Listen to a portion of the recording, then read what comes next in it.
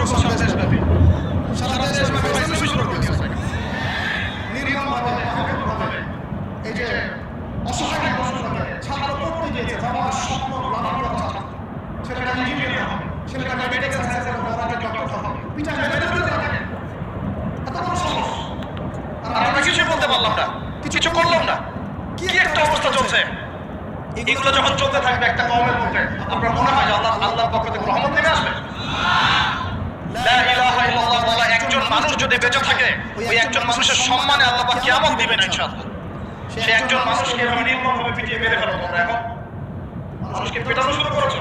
নবী সাল্লাল্লাহু আলাইহি ওয়াসাল্লাম শেষ জামানার হাদিস সম্পর্কে বলেছিলেন যে আমি এক শ্রেণীর মানুষকে দেখি নাই যারা আসবে মানুষকে নির্মমভাবে মারবে। নবীজি বলেছিলেন শেষ জামানায় দুই শ্রেণীর মানুষ আসবে, আমি এদেরকে দেখি নাই। নবীজি দেখেন নাই মানে 1400 বছর আগে ওরা ছিল না।